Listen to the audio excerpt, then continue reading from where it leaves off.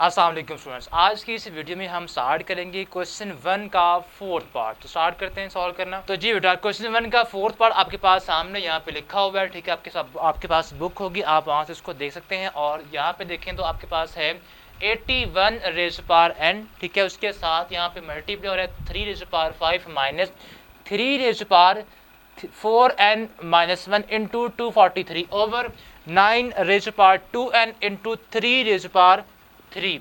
ये बेटा आपके पास यहाँ पे क्वेश्चन है। आपने बेटा करना क्या है, आपने जो भी आपको नंबर्स यहाँ पे गिवन है, आप यहाँ पे अगर देखें या सॉल्व जब करेंगे तो हमने इसको हर नंबर को 3 की पावर में कन्वर्ट करना है। उसकी वजह ये है कि यहाँ पे हर नंबर 81, 9 और 243, इनकी जब आप फैक्टराइजेशन करेंगे तो हर नंबर 3 की कोई ना कोई पावर बन जाएगा। तो हमारे लिए उसको सॉल्व करना बड़ा आसान काम है अगर हर नंबर 3 की पावर में आ जाए। तो हम करते ये हैं कि आपके पास जो 81 है बेटा, इसको जब आप फैक्टराइज करेंगे, फैक्टराइज जब मैं बोलता हूँ तो आपने बेटा इस तरह करना होता है। लाइक यहाँ पे 81 अगर है तो 81 क्या होता है, 3 पे जब इसको हम डिवाइड करेंगे तो आपके पास यहाँ पे आता है 27, और अगेन ये नंबर 3 पे डिवाइड होता है 9, फिर करेंगे तो 3 रेज़ पावर 3 और 3। ओके, तो ये बेटा आपके पास जब हमने 81 को फैक्टराइज किया, फैक्टराइजेशन की, तो ये बनता है 1 2 3 4, यानी कि हमारे पास 3 को बेटा आप 81 को लिख सकते हैं क्या, 3 को बेटा आपने 4 टाइम करना है मल्टीप्लाई।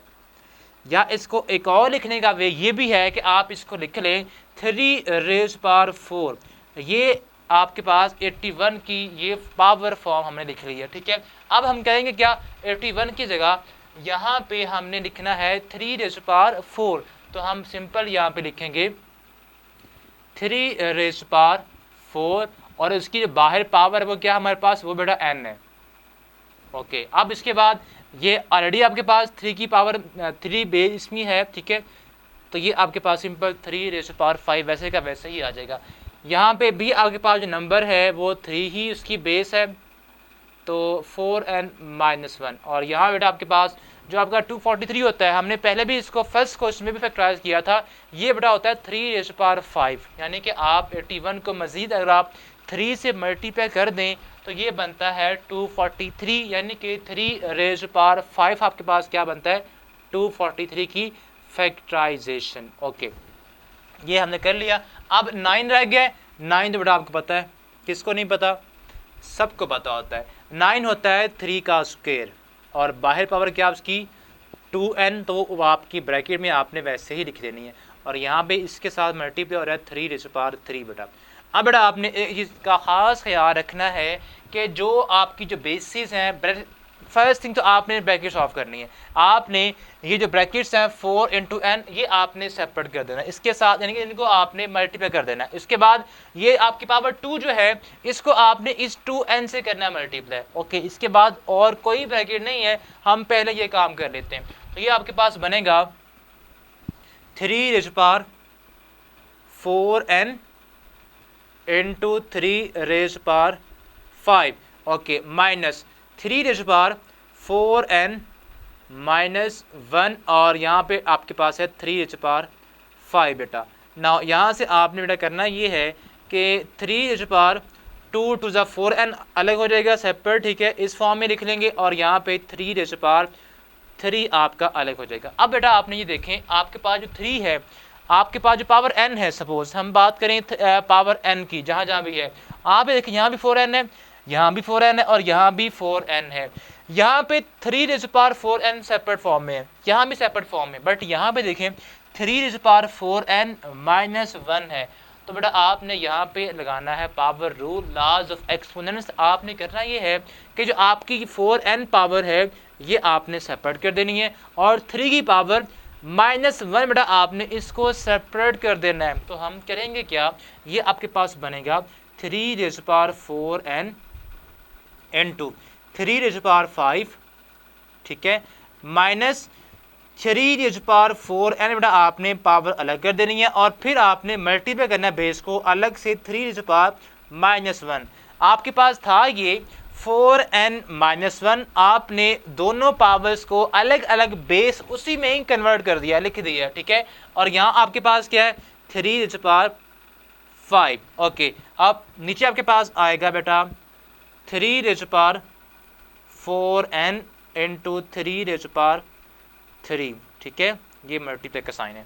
अब बेटा आपने करना क्या है, अब बेटा आपने सिंपल जो आपके पास 3^4n है यहाँ भी है और यहाँ भी, ऊपर से आपने इसको कॉमन लेना है। तो इसको बेटा हम कॉमन लेंगे तो ये आपके पास आ जाएगा 3^4n हमने कॉमन लिया तो यहाँ पे बचेगा आपके पास सिंपल ये फर्स्ट टर्म आपकी है, ठीक है। यहाँ से हमने ये तो कॉमन ले लिया, 3^5 बच जाएगा। तो बेटा आपने ब्रैकेट में अब यहाँ पे 3^5 लिख लेना है, माइनस यहाँ बेटा आपके पास अगेन 3^4n हमने कॉमन ले लिया है।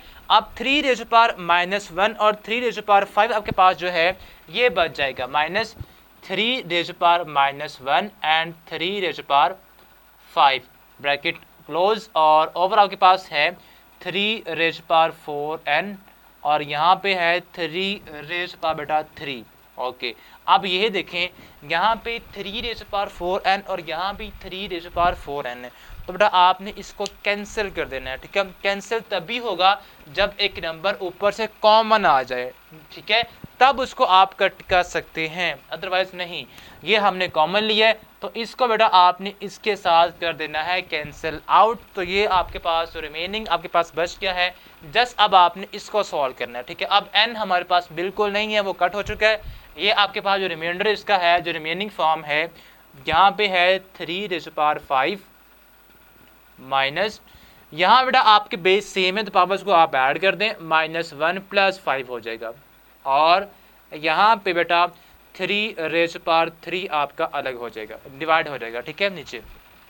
अब इसको सॉल्व कर दें, ये आपके पास आएगा 3^5 माइनस 3^4 प्लस का 4 बचेगा, और यहाँ बेटा आपके पास क्या है 3^3। अब देखें ऊपर आपके पास दो टर्म्स हैं, सब्ट्रैक्ट हो रही हैं, और नीचे उन दोनों को डिवाइड कर रहा है 3^3। तो बेटा आपने करना ये है, इन दोनों टर्म्स को आपने 3^3 के साथ डिवाइड कर देना है। तो ये बनेगा हमारे पास यहाँ पे 3^5 ओवर 3 का क्यूब माइनस 3^4 ओवर 3 का क्यूब, यानी कि आपने पावर्स को सेपरेट कर देना, अलग कर देना है। तो ये आपके पास अब क्या होगा, अब आपने अगेन यहाँ पे लॉज ऑफ एक्सपोनेंट्स ही यूज़ करने हैं, ठीक है।